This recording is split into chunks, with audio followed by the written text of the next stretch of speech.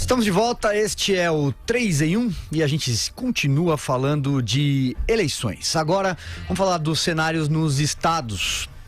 O Instituto Datafolha pesquisou algumas praças e a gente vai tratar dos principais colégios eleitorais, começando aqui por São Paulo.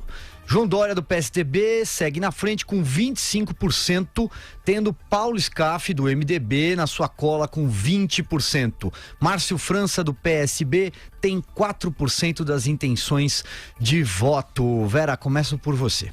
Pois é, Silvio, é uma votação um pouquinho melhor do Dória, tem uma ligeira vantagem em relação ao Paulo Scaff, mas ainda assim se mostra um empate técnico. Ele aposta que isso seja porque ainda não ficou patente que o Paulo Scaff é o candidato do Michel Temer. Seus apoiadores avaliam assim e acham que o Scaff sofrerá algum desgaste. Mas ele, Dória e seus apoiadores, quando andam pelo interior de São Paulo, são surpreendidos com algumas coisas também. Uma delas é o avassalador apoio ao Jair Bolsonaro.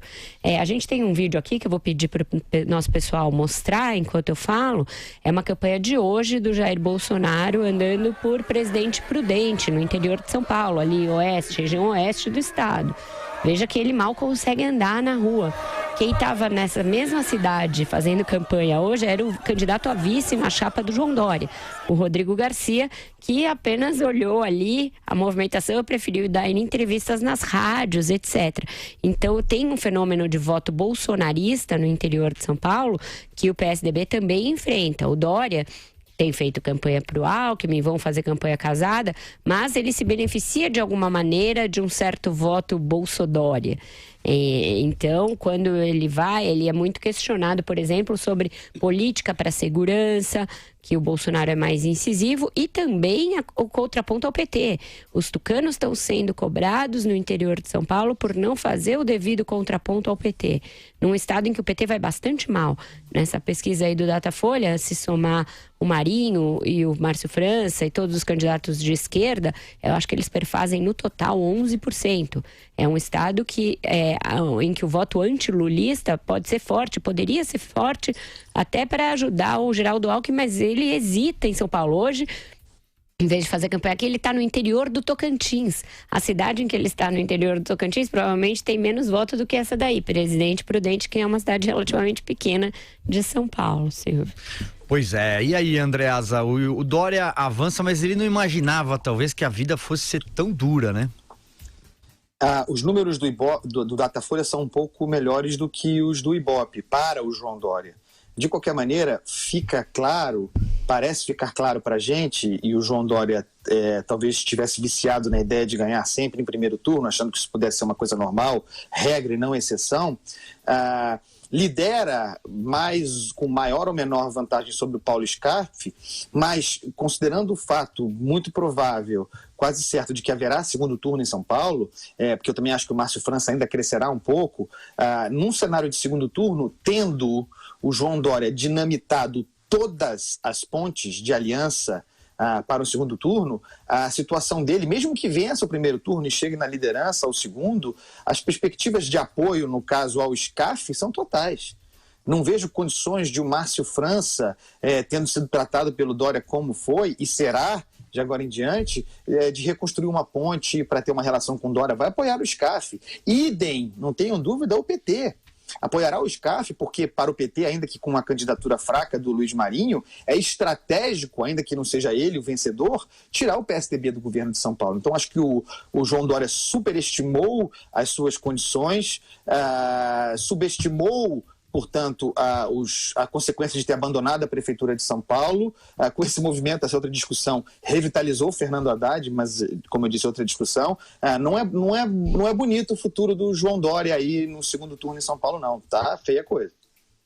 Passa a bola para você, Madu. Não tá bonita a coisa pro João Dória, e é só essa tentação aí, essa insinuação de fazer uma chapa, buscar o apoio do Jair Bolsonaro para garantir sua eleição, já mostra tudo, né? Realmente candidato em campanha faz qualquer negócio.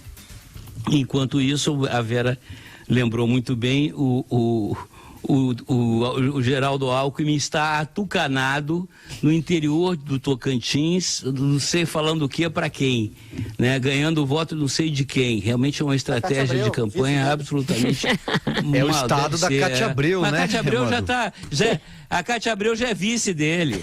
A Cátia já tá no bolso. A Cátia é vice.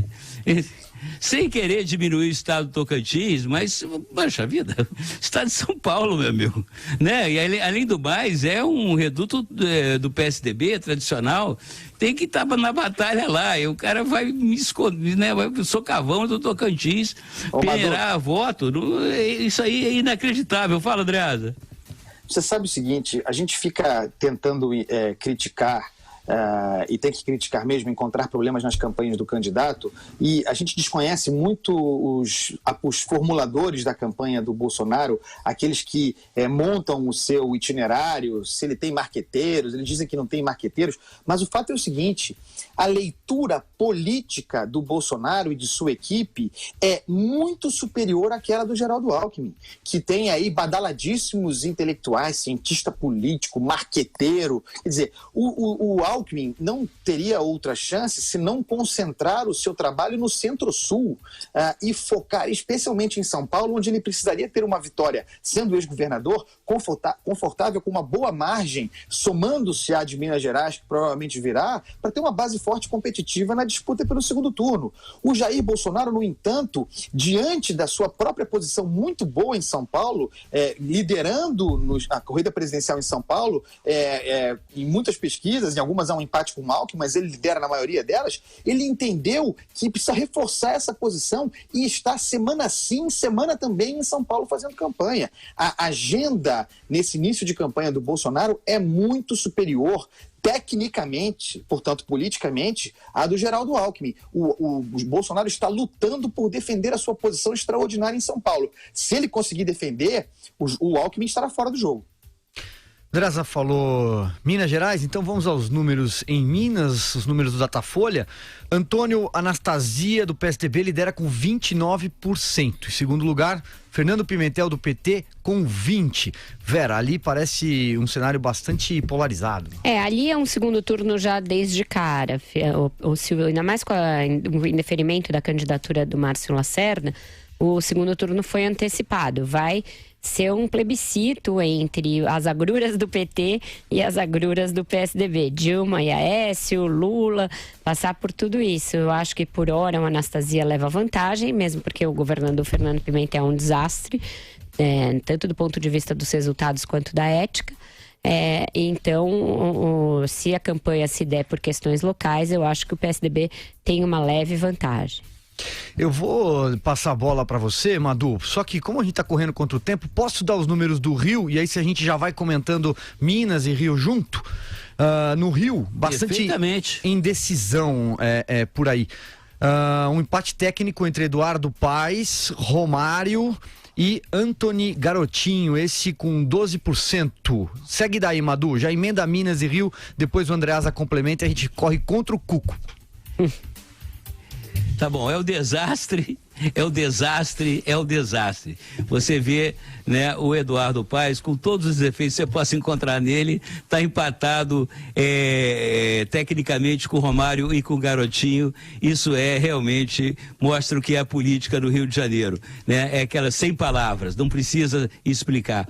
Em Minas Gerais é isso, vamos para um plebiscito e Minas continua dividido, né? Eu acho que existe um leve favorecimento ao Antônio Anastasia. Vamos ver o que acontece. Andreasa, vai daí. Minas Gerais é muito interessante, né? Com a desistência do Márcio Lacerda e do candidato do DEM, Rodrigo Pacheco, se eu não me engano. Isso. É isso, né, Vera? Uhum. É uma eleição plebiscitária, mas também é um segundo turno antecipado.